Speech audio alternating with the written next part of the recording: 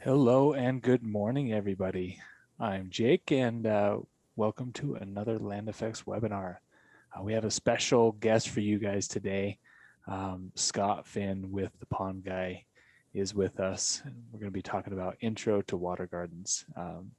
Wanted to touch on just a few things before we really get rocking and rolling. It is being recorded. This webinar is being recorded. So if you want to rewatch some of this stuff, it will be posted on our website later today. There's a lot to cover, so it is going to be going pretty quick.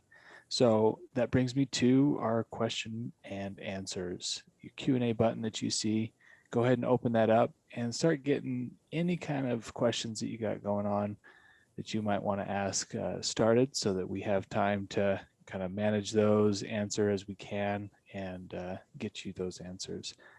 The chat box definitely is there for your guys' friendly banter, but I will kindly ask if you could leave all questions to that Q&A box. If you guys are in full screen mode and want to get out of that full screen mode, simply double clicking that window there or seeing the full exit full screen option will get you out of there. So I want to get this turned over to Scott as soon as possible. So Scott, go ahead and take it away. Thanks, Jake.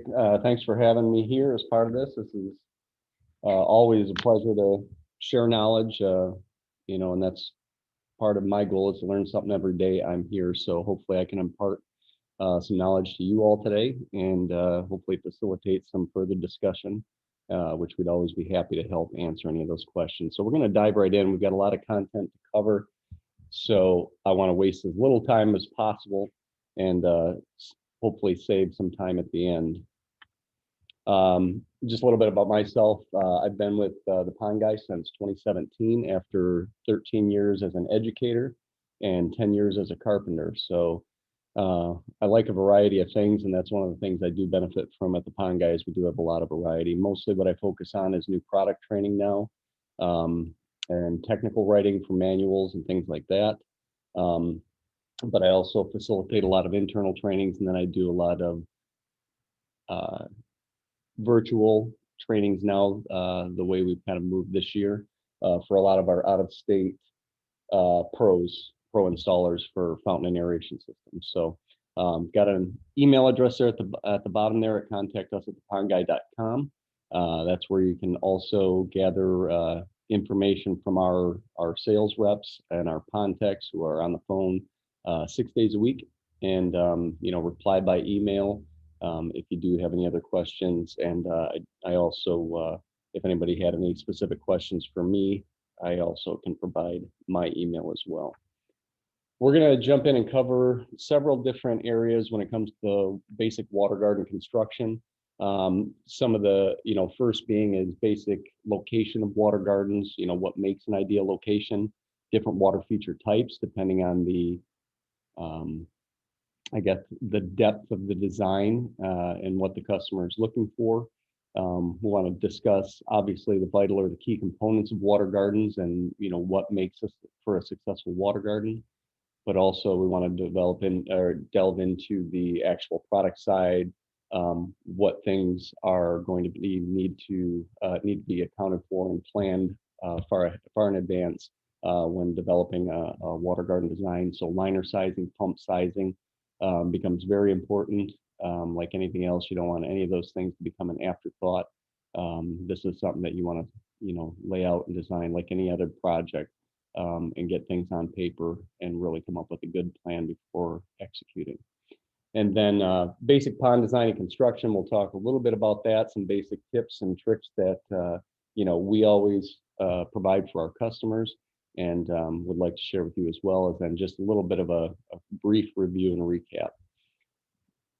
First and foremost, choosing a location is important with any water garden because each property, each location is different. Sometimes the logistics or the layout is going to dictate just what type of water garden a customer has the ability to integrate into their landscape. So, depending on tighter lots, city lots, things like that, with a little less width, sometimes the smaller water gardens or even smaller pondless water features are going to be ideal for them. But when it comes to choosing a location, the environment can also have an impact on the placement of that water feature. Ideally, we like to try and avoid areas in full sun. Fish, like anything else, need some reprieve from the sun. Some of that can be achieved through, aquatic plant life that's in the pond. They find some shading and things like that, and there are additional products for sale that give fish a place of refuge, I guess, from the sun. But the more often a pond is in, or a water feature is in full sun for a majority of the day, the more you're going to combat nutrients from the sun and algae growth, which is, as you'll see, it's an ongoing theme throughout our design of a water garden, is what things we can do to kind of combat the nutrient load and the algae growth.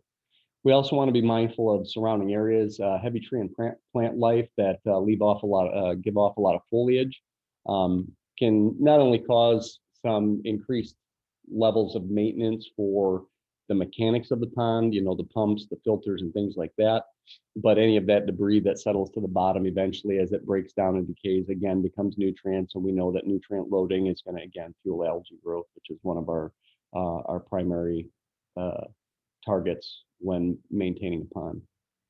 And then when it comes to high versus low areas, ponds or water features in low level areas or low lying areas are more subject to nutrient runoff. We all know, everybody's pride that they take in their landscape and their lawns, and the fertilizers and things like that they use can also create some excess runoff, which eventually makes its way into the pond. So we want to try and avoid low lying areas whenever possible.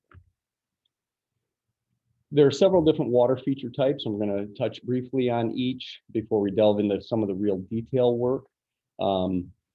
First and foremost, we have some of the most basic types, which would be a preformed pond. So this is kind of the most basic DIY type project. Usually, kits like this can be purchased at a box store like Home Depot or Lowe's. And the preformed basin is much easier for a newbie or kind of a novice pond builder. It's basically a plastic tub. Doesn't offer you as much freedom to customize the shape of the water feature of the pond. But again, it's pretty much, almost plug and play. Dig your basin, set your basin, backfill around it, and landscape. And then obviously there's plumbing integrated into the design where they strategically hide the plumbing exiting the pond and pumping up to the water feature. But again, pretty basic and easier to fit in some smaller locations without taking up a lot of space. Usually something like this is going to be, a couple 100 gallons, fairly small in scale. We also have pondless water feature types. These integrate, another DIY project. They can be, fairly inexpensive to fairly complex in terms of the layout and the amount of time spent to build. But they use a catch basin instead of an actual pond. So the spillways then spill down into a basin covered or decorated with some decorative stone, but beneath that are some structural eco blocks, that we call them, or basin matrix blocks. And sometimes it's even its own preformed basin where the pump resides, and then it simply pumps the water back up to the feature. But again, there's no pond, no fish. It's more about creating a tranquil environment and something that's going to give you, some ambiance, whether just for personal use or for entertaining. And then we can move into some more of the stepping up in the design process and the difficulty of building. We get into our liner ponds. Again, because the scope of these projects varies greatly. They can be a simple DIY project, or some of those projects that you would typically have a customer that hires a pond building company to come and do the work to integrate into their landscape design. Generally, they're decorated with wall stone or rock, blends into their surrounding landscape and kind of creates a nice flow from house to the backyard landscape in kind of a general gathering area. Blends in well, and again, these are designed with a flexible EPDM rubber liner, and that allows you to completely customize the shape and size of the pond.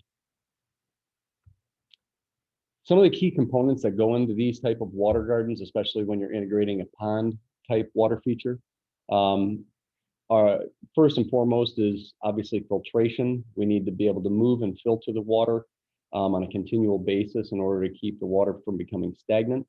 One of the greatest benefits of the water movement is aeration. Obviously, we're by moving water from one end of the pond to the other through a skimmer box and then back to the pond through a waterfall. That water movement is going to bring new oxygen into the pond. It's going to turn over the water body. Hopefully, every 1 to 2 hours, we're going to be moving that whole water volume through the system. But in order, one of the things that we always integrate into the design to assist with aeration is bottom diffused aeration, which is one of the best things or the best benefits you can provide for the pond, aside from the filtration. These are usually a simple PTFE type membrane diffuser, either disc or sticks. In this case, it's shown as a diffuser plate with 2 diffuser sticks. But that's going to give your fish good, healthy, oxygenated water throughout the water body. But it also assists with helping eliminate some of those noxious gases or that build up as a result of nutrient loading. The fish obviously integrate, they're not essential to a pond, but like anything else, a pond is a living thing. Whether we have the live aquatic plants, but the fish also add another element to it. Just like having a pet in your home, fish in a pond become, family to a lot of these pond owners. So fish adds the activity and that kind of natural balance to the pond. The waterfall on the other end of the pond, opposite the skimmer box, gives us the ability to introduce some biofiltration. So the skimmer on the left side of the pond is going to draw some of the larger debris through the box, leaves, things like that on the surface of the pond. The waterfall, when the water is returning through there, we have the ability to introduce biomedia, which gives us a nice area for good beneficial bacteria to collect and gather, which helps in the filtration and kind of that natural approach to the pond. And then we also want to, in order to maintain and be proactive in the way we manage the pond, introduce beneficial bacteria throughout the season. Some people, it's seasonal, depending on if you're a cold weather climate. A lot of those beneficial bacteria treatments are only going to be active when temperatures are 50 degrees Fahrenheit or above in terms of water temperature. But again, they're going to help break down those nutrient loads through the enzymes that are produced through the bacteria, and it's broken down to a gas form. Those gases are emitted through the surface of the pond by the diffused aeration.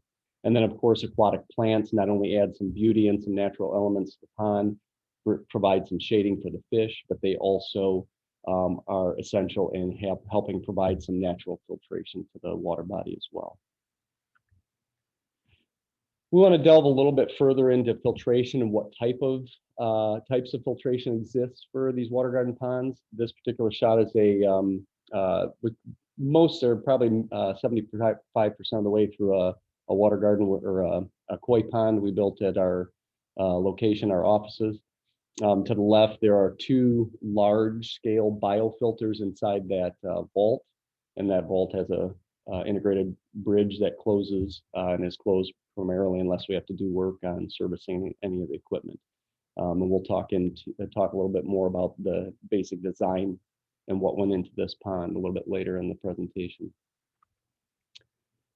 Any basic water garden setup or water garden pond is set up with the basic skimmer and waterfall approach. It doesn't have to be, but this is the most typical, where you have your skimmer again taking that large debris from the surface. The water is then returned through the waterfall, where it's introduced to some of that biofiltration as well. When laying out a pond like this, it's essential that you create the most effective water movement and circulation for the pond. That's why the skimmer and the waterfall box are always placed at opposite ends of the pond. So that way you're moving and drawing that water from across the pond through the skimmer and returning it to the waterfall, and you're getting the most circulation possible out of that. For a smaller pond, if a customer didn't need or didn't feel the need or want or have the room to integrate a skimmer box, in that upper right-hand image, we do have a bottom draw pump, which just simply sits on the pond floor, and the water is drawn in through the pump, and they handle, maybe 1/4 inch or smaller particulate that are able to pass through the pump.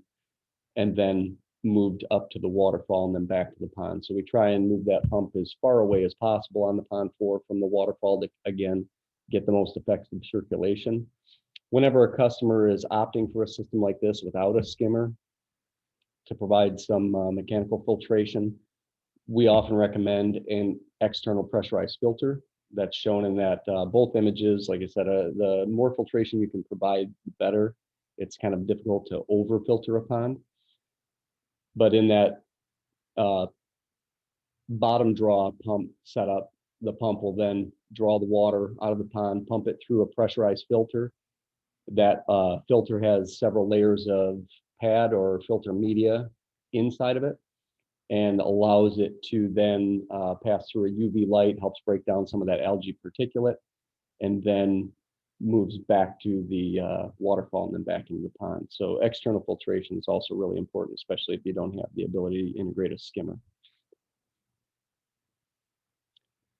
Basic skimmer and waterfall concepts are pretty simple. The skimmer is simply there to remove large debris from the pond surface and trap that in basically a net that resides just before the pump. This also gives you, with a skimmer, an area to place your submersible pump, hides the pump, easy to maintain the pump if need be, by simply reaching in and disconnecting and removing the pump. Especially in winter months, a lot of customers need to do this in cold weather climates. So skimmer box is a good effective option for several reasons.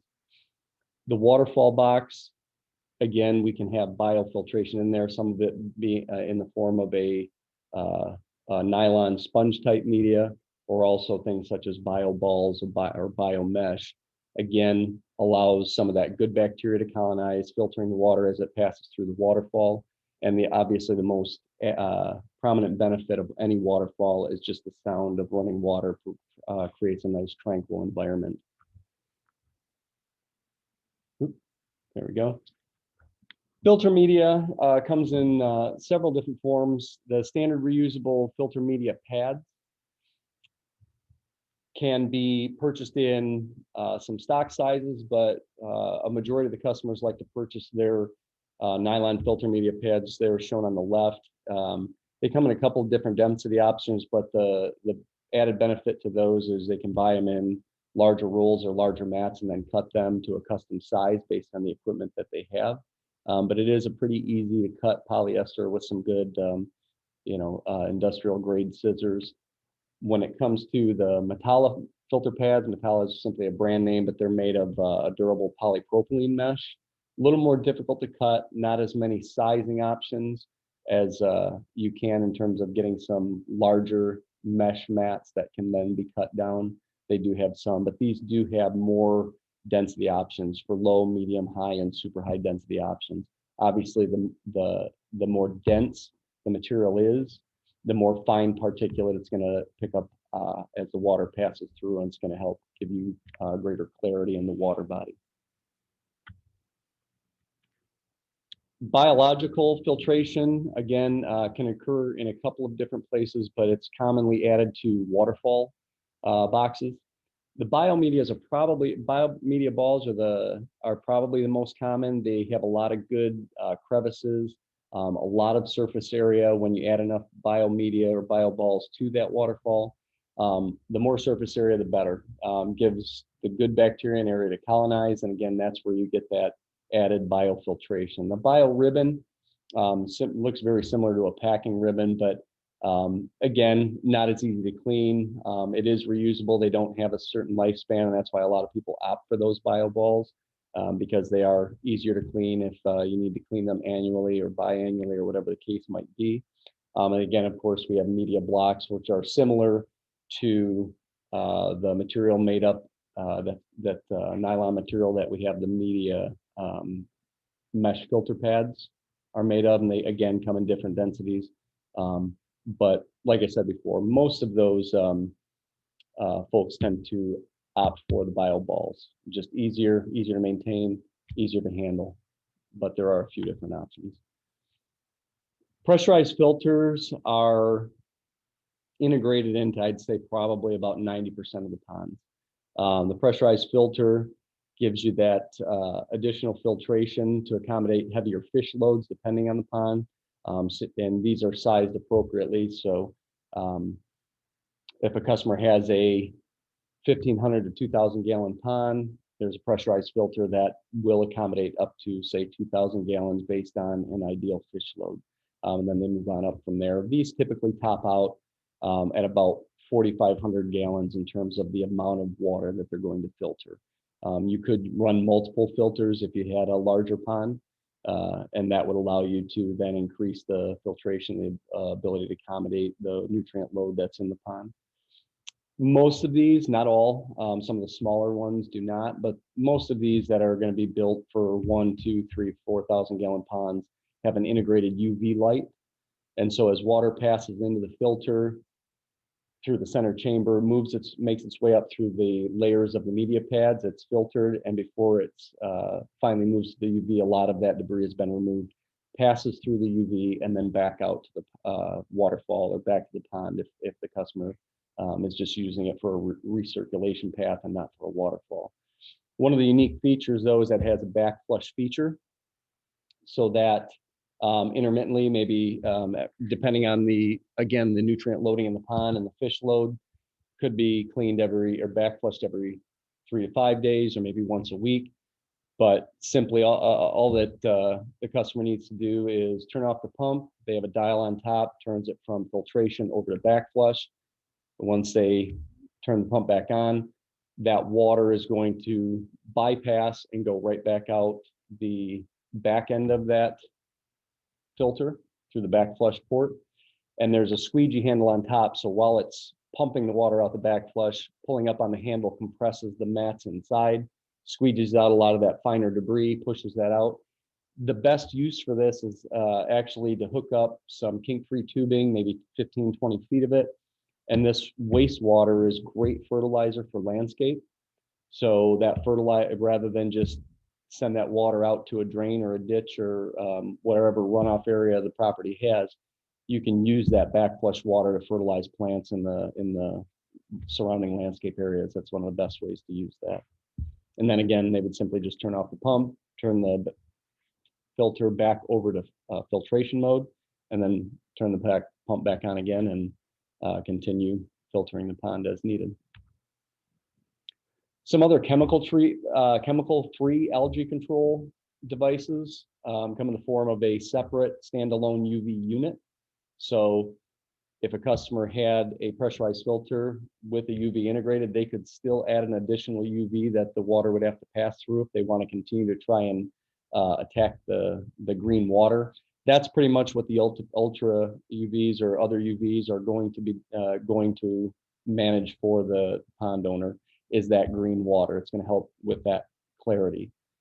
In terms of string algae that's collecting on rocks and other hardscapes in the pond, the ionizers are another item that you can use aside from instead of chemical treatments. These typically get plumbed into a simple irrigation box, and it's got 2 copper diodes that thread down and create a sealed environment. And as the water passes by those copper diodes, it releases copper ions into the pond. And these are typically set up on that electronic device on a setting of basically a 1 to 10, 1 being the lowest amount of copper introduced, 10 being the highest. One of the things that we know is koi fish are sensitive to copper, koi and goldfish, so we have to be mindful of how much copper we introduce in the pond. Therefore, we usually leave it set on a lower setting, like a 1 or a 2. Even our 25,000 gallon display pond that we have out front at our store, we typically leave it on a 1 for the duration of the season. But again, it will help with some of that string algae buildup on the hardscape. Aeration is another component, and I've discussed briefly the bottom diffused aeration systems and what they're meant to do for the pond in terms of helping eliminate odors, eliminate some of those toxic gases once the nutrients are broken down by bacteria. But again, they also, in a cold weather climate, help create an open area in the pond. Even when they freeze over, the stirring of the water, or the manipulation of the water through the water column or the bubble column keeps an area open and continues to oxygenate the water throughout the winter. And aeration systems should run 24/7. on these because it's crucial to keep the oxygen levels up, especially in the warmer months.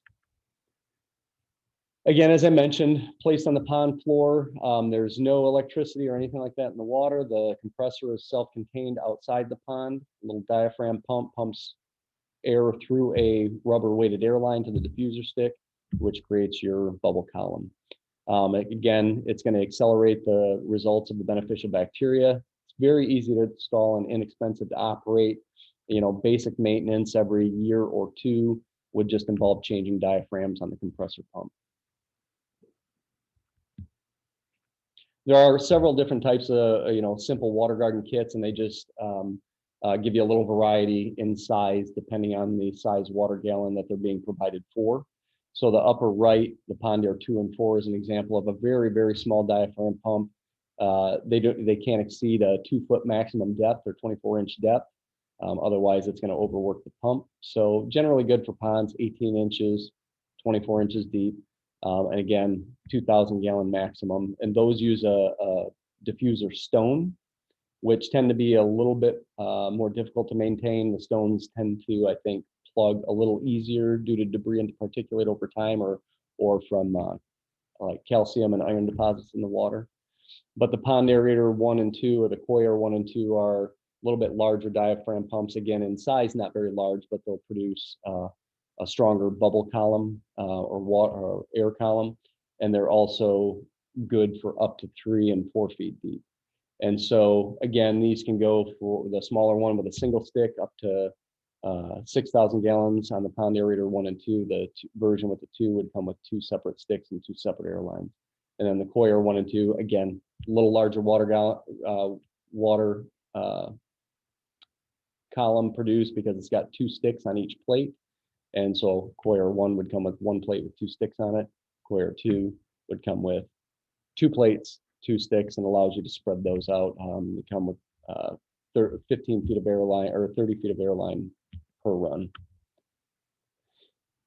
Aquatic plants, again, is going to allow customers to create that kind of natural calming environment, and they can do it in a number of ways depending on the size of the pond. Again, we're not only using the plant life for aesthetics, but also some filtration, and again, some refuge for fish, especially fish who need some protection from predators. We'll talk about some of the other ways we can use devices to ward off predators, but at koi ponds, fish in ponds are often targets of birds like heron and things like that. So sometimes the plant life can provide some refuge for the fish as well. Cattails, bog plants, and lotus, usually those are out around the perimeter edges of the pond. Grow a little bit taller, more emergent type plants. Generally, we recommend that a customer try to cover anywhere between 20 and 60% of the pond surface. 60% seems to be a little on the high side, in my opinion, but I'd say most customers, when it comes to plant life in their pond, somewhere between that 20 and 40% is probably the most common. Again, provides some sunblock for the fish, and again, improves the water quality through natural filtration. The biggest thing too, we always mention algae being one of the primary focuses of our maintenance and kind of maintaining the beauty of the pond. The integration of pond plants will help compete for some of those nutrients, because those plants are also going to use the same nutrients that the algae growth is fueled from. So plants also might help eliminate the algae blooms to some degree as well. When it comes to liner sizing, it's going to vary from one pond to the next. Liners on smaller ponds can often be achieved with one-piece liner, maybe a separate piece if they've got a longer spillway to integrate into the pond design. Larger ponds, obviously we can accommodate much larger ponds, but the liners do have a limit on their sizing. So in some cases, they might have to 2 or 3-piece liners together, depending on the size of the pond. The EPDM liner is a flexible rubber liner that we use in all of the water gardens and water features, except once you start to get into some of the acreage ponds. There are some larger ponds that customers may build and and design with a liner bottom, but most of the time PVC or RPE type liners are used in those, are a little more durable and a little more rigid. But the EPDM liner is UV resistant, even though most of the time ponds, homeowners are covering them with some type of decorative stone, boulders, rocks, and things like that. It is UV resistant. Most of the pre-cut liners, you can get, again, like I said, the smallest liners, you can typically get a 5x5 for some smaller water features if that was all a customer needed, but you can get them up to a 50x100 pre-cut size, and they come in all sorts of sizes depending on the increment or the shape of the pond, but usually in 5-foot increments by width and height, or width and length. The seams, anytime a multi-liner pond is being built, they do require, cleaning and then an application of seam tape everywhere there is a seam. So you would overlap each piece of liner by approximately 3 to 3.5 inches, and then apply the seam tape after that stretch of liner or that seam has been cleaned ahead of time with some primer. Underlayment is crucial to the design of a pond. Before the actual liner goes in, underlayment should be put down after the pond shape is created and dug. This is going to help eliminate the puncturing of the liner just during the construction stages. Obviously, most of the time we're trying to make sure it's soft soil, eliminate any large rocks or jagged rocks, but the underlayment is going to protect from some of those smaller items that we might have missed over time. One of the things we always want to try to avoid in placing a pond is near trees that are going to continue to grow, and especially in scale in their root system, because over time, a tree that might only be 3 to 5 years old, maybe 10 years old, as it continues to grow, those root systems can impede on and infringe on the pond and then possibly damage the liner over the long term. So we do want to be mindful of the placement when it comes to that, because that's something you might be able to avoid in the immediate design stages, but long term might cause problems. Again, the underlayment can be sold in, or it's sold in 10-foot widths up to 80 feet long in 10-foot increments. When it comes to liner sizing, we always determine that liner size by the maximum length and the maximum width of the pond. So the shape itself doesn't matter as much as making sure that we get the actual longest run and the longest width. And from there, we'll take our depth and factor that in. So we always want to accommodate the maximum depth, and that's going to ensure that we always have enough liner for our design. So for figuring the pond dimensions, we're going to take the depth plus the length plus the depth, and then add 2 feet. That gives us a 1-inch overlay on each side, or a 1-foot overlay on each side. And then for the width, we're going to do the same. We're going to take the maximum depth plus the longest, widest width plus the maximum depth plus 2 feet for our 1 foot of overlay on each end. So in that example I've included on this screen, the actual pond dimensions, our longest length is 20, our longest width is 15, and our deepest depth is 3. So if we did the calculations, depth plus length plus depth plus 2, and did the same for our width, we would come out with a liner size. We would need a 28 by 23 liner.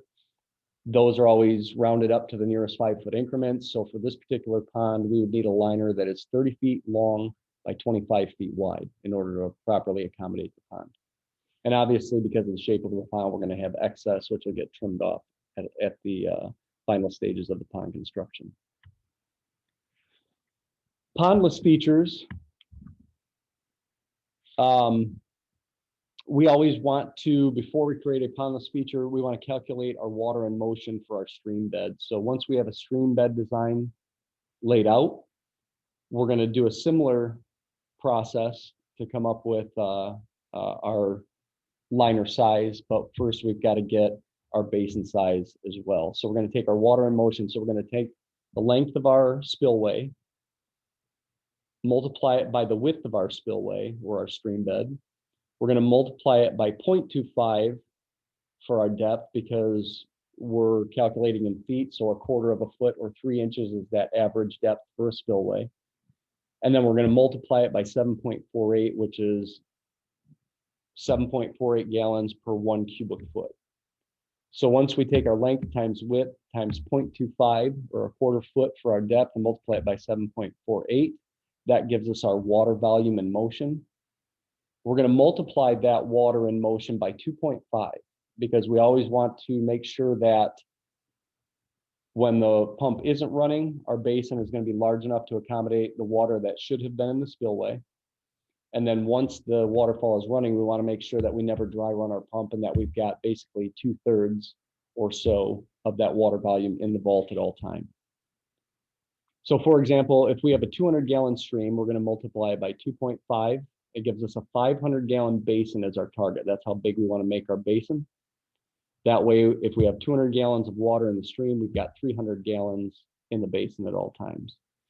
The basin is created with structural eco blocks, durable plastic material, and each eco block can hold 31.5 gallons of water. So now that we know our basin size, we can just simply divide 500 by 31.5, and that'll give us a pretty close estimate on how many eco blocks we'll need to integrate into that basin design. Then we also have an integrated pump vault, which you can see in the image. Pump vault tucks in right in next to your eco blocks. We always want to set that vault about 2 inches lower than eco blocks so that that's always at the lowest point and it's always has water fed to that vault at all times. The vault is simply a plastic vault that contains the pump and your exit plumbing. It's got slits in the side that allows the water flow at the desired flow rate for that pump into the vault at all times. So if you oversize a pump based on what the vault is spec'd to handle, you could possibly move too much water out of the vault or move more water out of the vault than the vault can let in at any given time. So you always want to make sure your vault and your pump's maximum flow rates are compatible with each other.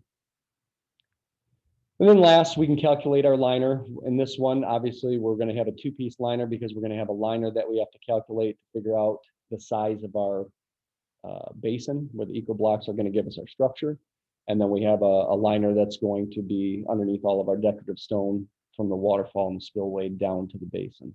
And again, those basins are structural, typically decorated with, some 2 to 3 inch stone or cobblestone or something like that. Pea stone might be a little too loose, so usually a slightly larger stone on top of the basin is most common. When it comes to pump sizing, this is crucial to do this at the beginning stages of the pond layout. Too often I know DIY customers who call and ask for help. They've already got their pond design, they've got the equipment there, and then they're trying to make sense of why things aren't working properly, and it could be to an improperly sized pump or tubing and things of that nature. So we always want to make sure we tackle pump sizing from the beginning. When it comes to pump criteria and calculations, and how to figure out what size pump we need for our waterfall, first of all, or for our pond, we know that we want the pump to try to circulate the total pond volume every 1 to 2 hours, which is typically our target. Aside from that, the pump must be able to accommodate our desired flow rate for a pond, whatever flow rate we determine that to be by the waterfall and the pond volume. But it's got to be able to do so while operating within its best efficiency point. We don't want a pump that's too large and it's underworked, and we want to make sure that we don't undersize the pump and now it's overworked because we're placing too much head pressure on it. And then C, the skimmer, waterfall filter, and even anything such as a UV light integrated into the design, they all have a listed maximum flow rate, and we want to make sure that all of those components align with what our pump is going to be moved based on our target flow rate and head pressure. Most large ponds, 10,000 gallons or larger, they're going to utilize multiple pumps. So, we always try to put a customer at ease saying, okay, if we've got one of these larger ponds, we can't do all of this with one single pump. So we got to think about our design and how we want to incorporate multiple pumps to make sure we're circulating the water properly for a larger pond like that. Our 25,000 gallon pond that we have out at our storefront has 4 pumps running, 2 running one waterfall, 1 running a bog, 1 running just the UV light for circulation. So that's how you get some of those higher volume circulations in 1 to 2 hours. One of the easiest ways to determine the, Let me back up, sorry. One of the easiest ways to determine the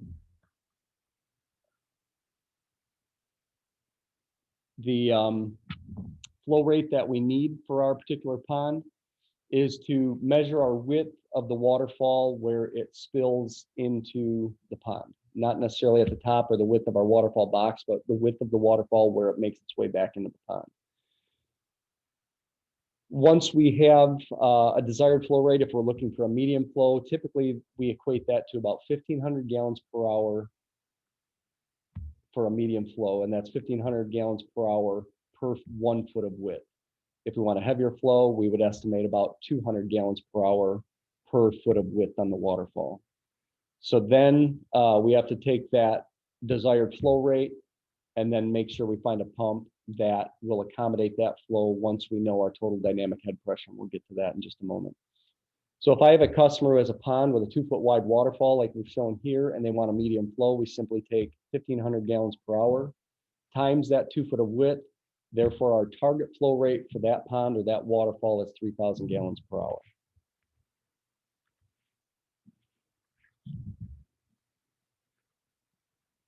So in order to calculate our head pressure and make sure that we match up a pump that can give us our 3,000 gallons per hour under load, first we take the vertical lift, and that's just simply from the pond surface, not from the bottom of the pond, not from where the pump is drawing from, but the surface of the water level.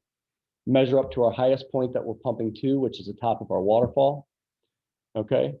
Then we're also going to measure the total length of tubing going from our pump and up to the waterfall. How much plumbing is integrated into our total design. Generally, we accumulate 1 foot of head pressure per 10 foot of tubing, as long as the tubing sized appropriately. And we'll talk about that in the next couple of slides.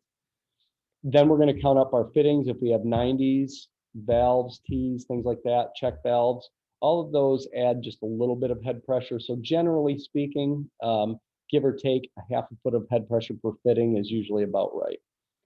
So if we take our 2 feet of vertical lift or our static head, that's 2 feet of head pressure right off the bat from vertical lift or static head.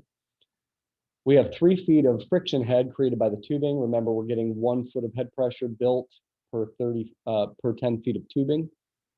And then we also have 2 feet of additional friction head on this design. If I said we had 2 90s, 2 valves.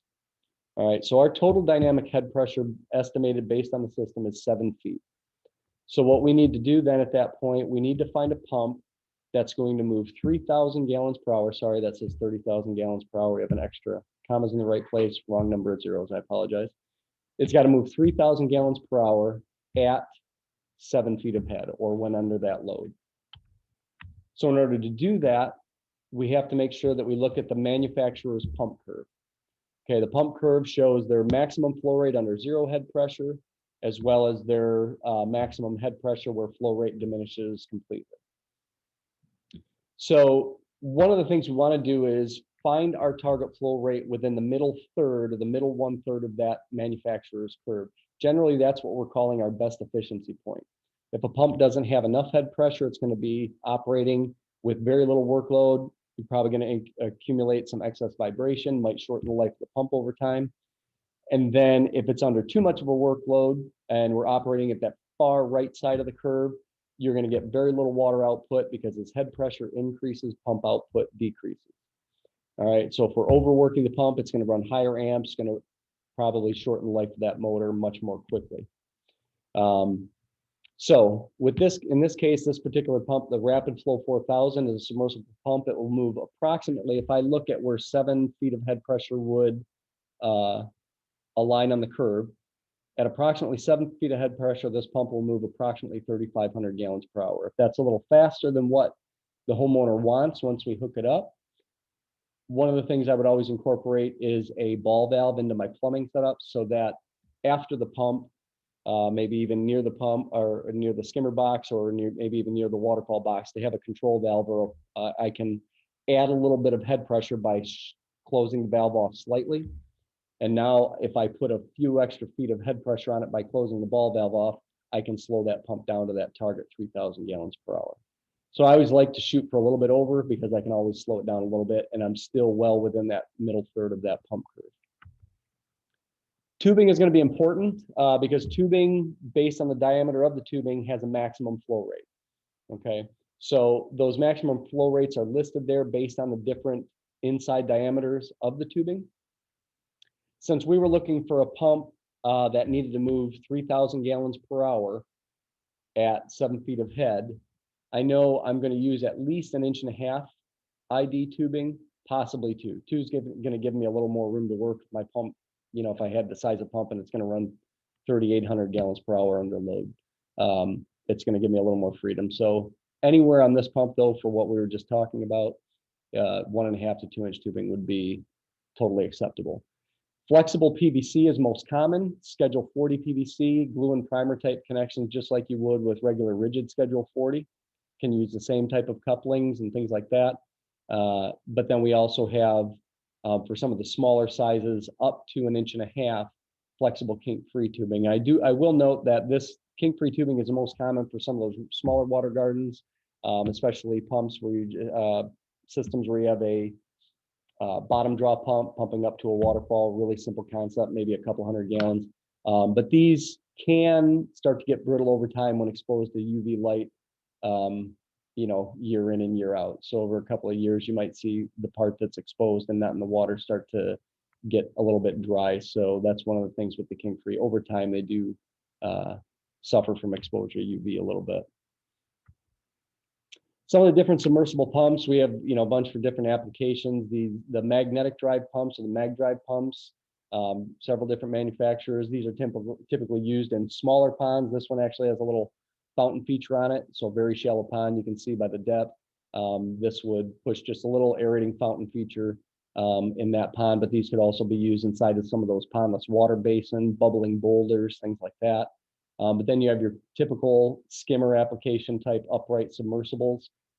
This particular one here is internally water cooled. It's an asynchronous internally water cooled motor. The one right next to it, even though it has a similar style, this is actually a direct drive sealed motor and is externally water cooled. So you never want to run these, especially inside a skimmer box. You always want to make sure that your skimmer box will accommodate the max flow of your pump. If your water level drops too much, you risk running these pumps hot. And again, we have some horizontal type pumps. Some of these can be integrated as a pond bottom draw pond mount pump. These will also fit in skimmer boxes, things like that. So variety of pumps based on the head pressure needs and flow applications that we need. External non-submersibles, these would be a real popular brand, Sequence, made by MDM in Colorado. Great pump with a 5-year warranty. These are non-submersible. These are more similar to a pool style pump in appearance, but they do these are designed for open flow applications. These are not pumps that you would use for irrigation. These are designed for open flow, waterfalls, water features, and things like that. They're durable and quiet. They can be run in a flooded suction or suction lift, meaning they can be set at an elevation in a vault or down stream from the water body where they're actually below water level and the water is supplied by gravity, or they can also accommodate suction lift where they're, you know, anywhere from 2 to 3 feet above water level, and then you're actually drawing the water out of the pump through after the pump is primed. These are typically more advanced style, involve a lot more plumbing.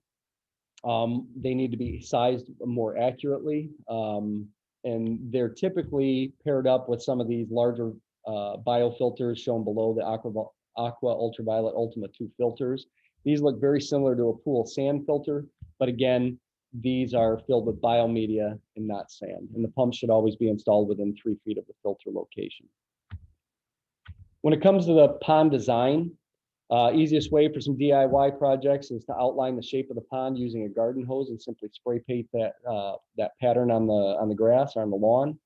Lay out your location opposite ends of the pond for your skimmer box and waterfall box, and make sure you have the appropriate length of plumbing to do the run, to accommodate the run from skimmer to waterfall. Then once the pond is excavated, oftentimes they'll integrate different level shelves. This gives us an area to place an aerator in the winter above the deepest depth, and that way fish still keep a little bit of warmer water in the bottom. Also for safety too. Someone, you know, there aren't really specific Safety regulations, I'll touch on that briefly near the end, but it's not like a pool where you have codes and things like that we have to meet for a water garden. A water garden does not have to be 4 or 5 feet deep. It can be as little as 18 inches to 24 inches deep and still accommodate koi and things like that. But these shelves give us an area for plants, but also safety too. Once we've got our pond dug and excavated, we can see our liner going in first. The liner is make sure, obviously, larger ponds, multiple liners. There's no seaming that needs to be. The underlayment, not the liner. There's no seaming that needs to be done on the underlayment, but we just want to make sure we protect all areas for the liner. Once the liner is installed, they're going to kind of create their folds and get it to lay as neatly as possible before adding their stone. And again, you can see there's a little cuts, little sections of underlayment in this lower right image. That's where they're probably going to place some larger boulders. And again, you can use underlayment on top of the liner to protect when setting some of those larger boulders. Always install the liner with the print side down. It does have white printing on it. If it's covered with stone, it really doesn't matter. But in some of the traditional koi ponds, you don't want to see that print when it's all said and done. Then they're going to install our liner to the spillway. Obviously, this is going to be a multiple liner pond or multiple pieces. They have one piece for the spillway, one for the actual pond itself. Then once we've got our liner situated to our spillway, we're going to attach it to either our waterfall box at one end and our skimmer box on the other. We always want to make sure we follow the manufacturer's instructions. It's always a good idea to provide a little bit of excess at the bottom, a little fold before the liner comes up to the face of the skimmer box or waterfall, just in case you encounter any settling after the pond is built. You don't want to stress that joint or that connection point. And then you can see once they've got everything attached on the mechanics side of it, then they're going to add their final touches with filling with stone, and just a general nice pea stone is okay to put right on top of the liner. Once everything's ready to go, we fill the pond to the appropriate depth. This picture on the upper right is a little higher than what I would typically see, usually a couple inches down to maybe 2.5 inches down from the top of that skimmer box is about correct. And then we can see our waterfall box on the right with our filter media in it, and then some decorative plants to kind of hide that waterfall box. They usually typically come with a plastic shelf that'll give you the ability to hide it. And when you're done, we're cutting away the excess liner. Some people will cut a trench and fold it down in a little bit. And then obviously top off with their landscape decorative stone, and then eventually they'll integrate mulch, exterior plants and things like that. So this is that same pond when it was all said and done. Obviously the water's not quite clear yet. This is probably within the first day of filling. But that's where they're going to start to jumpstart that beneficial bacteria process by adding some of those proactive pond treatments right off the bat. For this type of pond, the equipment budget was about $2,200, $2,230 for all of the pond equipment. Fairly inexpensive. That doesn't include the stone, landscape needs, and things like that. That's just simply pond equipment.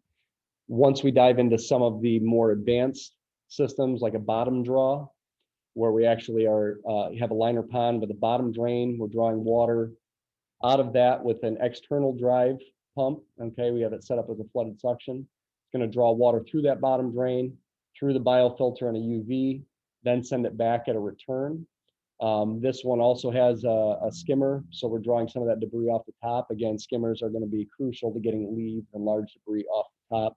This, again, is a much more complex setup, like we've done out at our external koi pond that I showed in the beginning of the presentation. Here we have such a long pond that we have 2 bottom drains incorporated with a little higher or bridge area in the middle, so we always have water flowing down to each drain. And again, of course, you can see all the underlayment and then the liner, and beneath all these wall stones, there's a whole run of underlayment to protect the liner as well.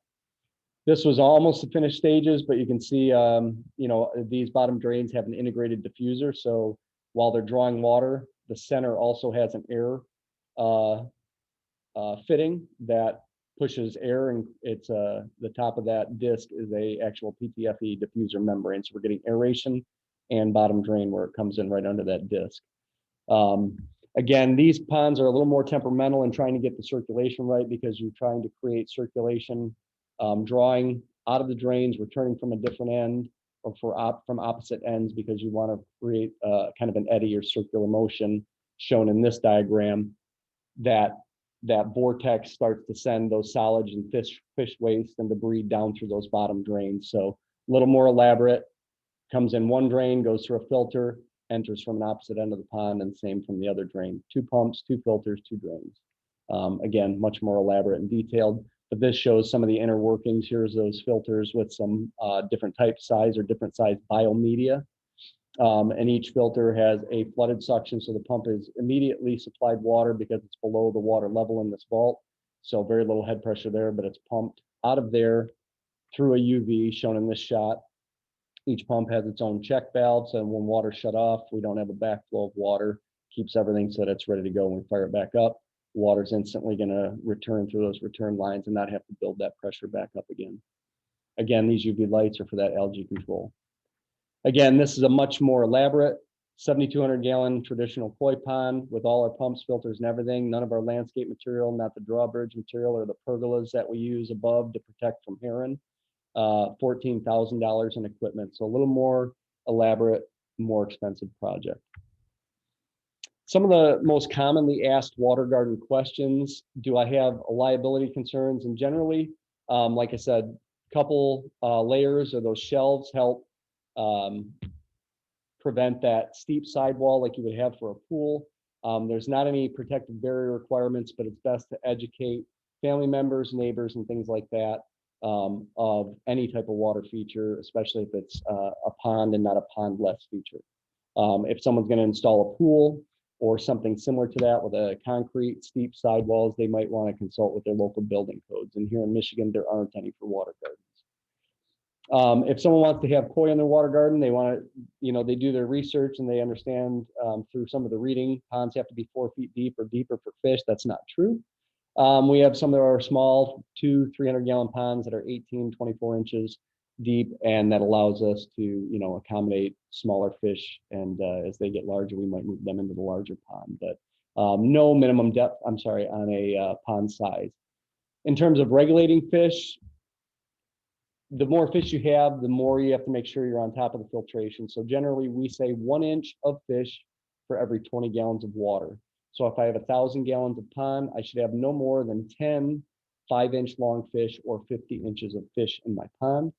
And in order to protect those fish, there are ways to do that. We have a pergola above our traditional koi pond, as I just showed you, but there are also decoys, owl decoys, night guards that give off like a very sharp flashing light at certain intervals to ward off predators.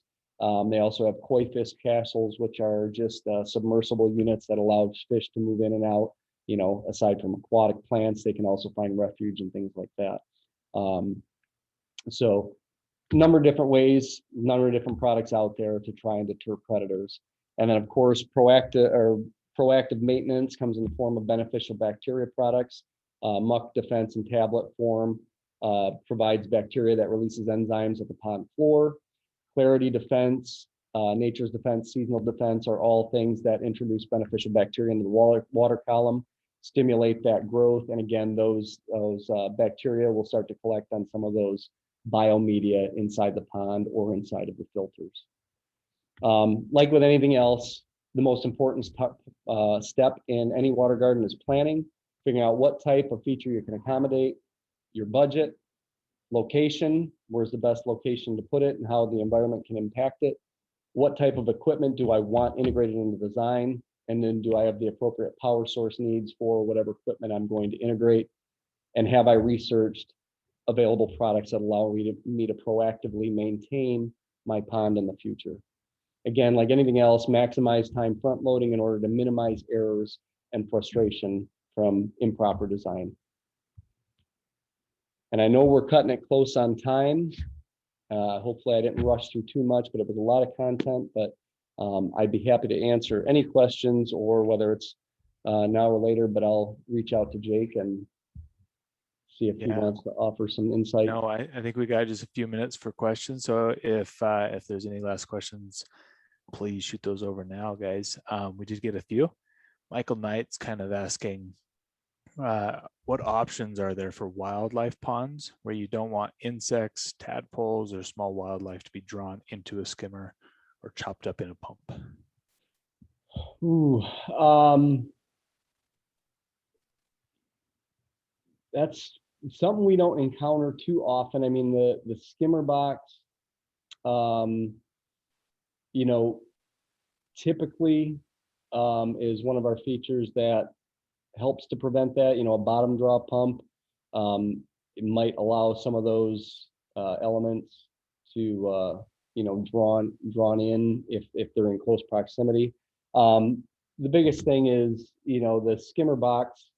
As long as you're not oversizing your pump flow and you're not drawing an excessive flow through a skimmer, that your flow into the skimmer isn't quite that violent. You know, insects, things like that. I mean, there's very little that we can control with that. But most of the water garden ponds, I don't think tadpoles in most cases and things like that would typically survive if you had fish in there, depending on the fish loading too. So it's not something we typically run into, but I can dig into and see if I can find any proactive solutions if someone were concerned about that. Cool.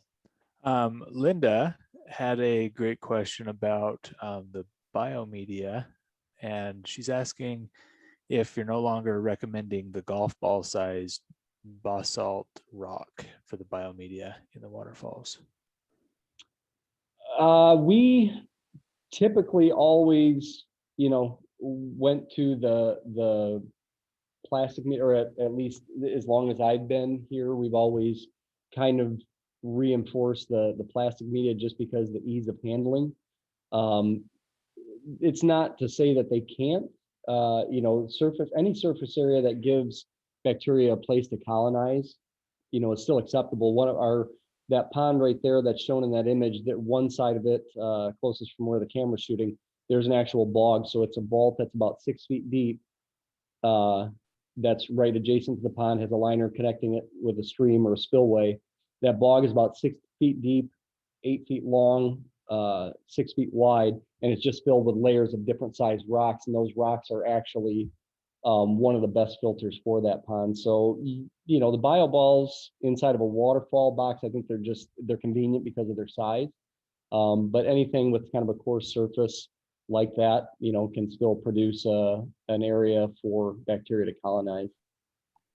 Cool. And I think the last question from Jeff, he's asking if you have any suggestions or thoughts on having a water feature, kind of one of those natural looking waterfalls, but it needs to be dry during the week, but used on the weekends at a vacation home or something like that.